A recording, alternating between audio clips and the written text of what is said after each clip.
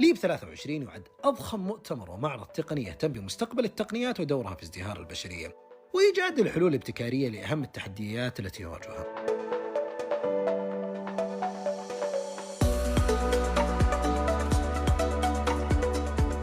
وقد جمع على مدى 4 أيام بين اقتصاد النهضة المالية واقتصاديات الشركات، خصوصا الشركات الناشئة والجديدة، وكذلك الذكاء الاصطناعي والتقنيات الحديثة، وتم استعراض آخر الابتكارات في مجال الرجال الآليين.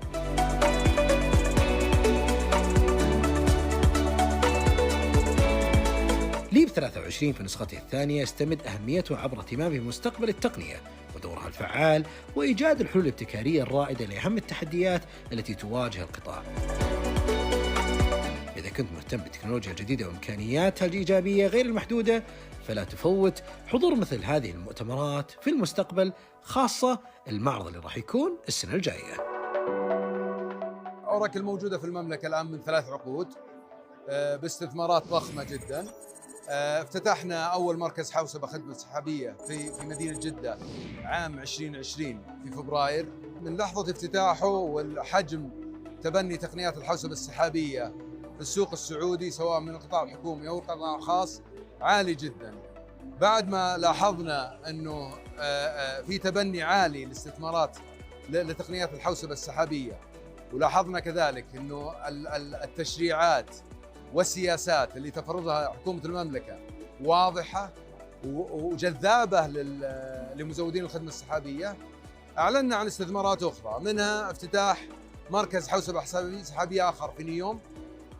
اليوم أعلنا عن توسع لمركزنا الموجود في جدة، بالإضافة إلى مركز إضافي في مدينة الرياض. هذه كلها استثمارات طبعا تتماشى لموضوع الحوسبة السحابية في رؤية 2030. ذلك توقعات، يعني لو تشوف مثلا IDC تتوقع تقنية الحوسبة السحابية بالنسبة للقطاعين الحكومي والخاص في المملكة العربية السعودية يزيد بنسبة 27% من سنة لسنة لين ما نصل عام 26 حتى نصل حجم استثمارات 3.1 مليار دولار كلها في الحوسبة السحابية. في زيادة الاعتماد على الحوسبة السحابية، طبعا هي تلبي خدمات القطاع الحكومي والخاص. الآن في توجه كبير من الحكومة نقل بعض الجهات الحكومية، نقلنا جهات كثيرة، ذكرت نيوم شغالين على تقنيات الحوسبة السحابية بشكل كبير.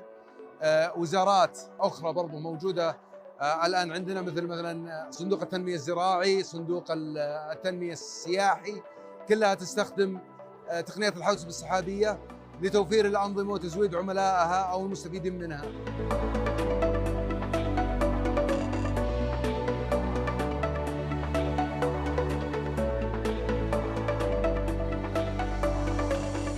So one of the challenges is bridging the digital divide. How do you solve, algorithmic biases? One of the ways that we solve that at my foundation is to, educate inner city kids, Black and brown kids around computer science, robotics, autonomy, and programming algorithms. And I advise other folks in my field, if you're a musician or someone of success or can make impact in popular culture, inspire your nieces, your nephews, your sons, your daughters, get in and around, these kids' lives and introduce them to mentors or bring them these skill sets. That's how you really, make sure that tomorrow is an equal place for this transformational technology that we are immersed in right now. So a sustainable future is digital equity, where equality, diversity, inclusion is not only from, people of color that come from, these sides of the world working in big companies. Diversity and inclusion is also to diversify the competitive field, where, companies that come from Sudan are just as successful as companies that come from Silicon Valley. Equity, inclusion on the competitive field. For that, you need to make sure that these kids are in and around science, technology, engineering, and mathematics and learning these skill sets so they can compete. In order for them to do that, they need to see Black founders, brown founders creating companies with tech solutions.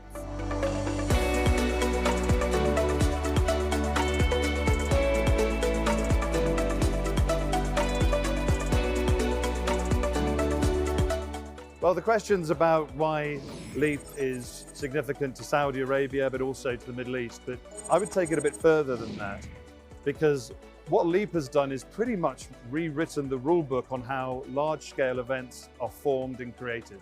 So it's having a global impact. In just its second year, you're talking about an event that has more registrations of people coming to it than any other B2B exhibition in the Middle East. That is completely rewriting the rule book. It would normally take an event about 20 years to get to that sort of level. So that's where Saudi Arabia sort of comes into it. It's a very special market when it comes to technology. It has a very special leadership which is fully committed and devoted to accelerating and diversifying the economy. And because there's so much exciting things happening in Saudi Arabia, that is why the tech community from around the world are really adopting this LEAP movement. Well, LEAP makes a lot of contributions, particularly to the regional ecosystem of the tech world. It also brings in the people that really accelerate the adoption of technology. Now, those people are the buyers. There are buyers coming in from all over the world, significant buyers, but also the investors, the investment funds.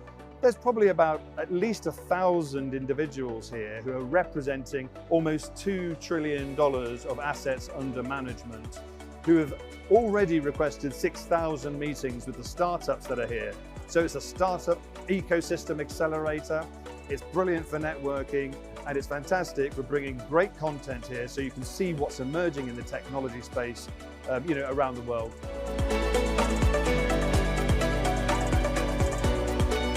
Well, LEAP 22 was the largest debut tech event in history. It had 100,000 visits in its first edition. LEAP 23, we've already got over 200,000 registrations, and this is just on the morning of day one.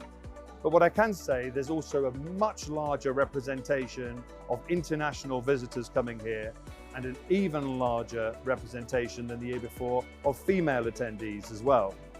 But let's also look at the content. There's almost twice the amount of content that was here. If you look at the space, we've increased the space by about 30%. Now, in this particular venue, it's absolutely brimming now. But what I can say is that we're looking to turn LEAP in the next edition into something far larger, far bigger, and far more impactful than even 23 and 22 have been. And that is with, the leadership and the vision of His Excellency Abdullah Al-Swaha, who is absolutely intent on leapfrogging and becoming a global powerhouse when it comes to technology events.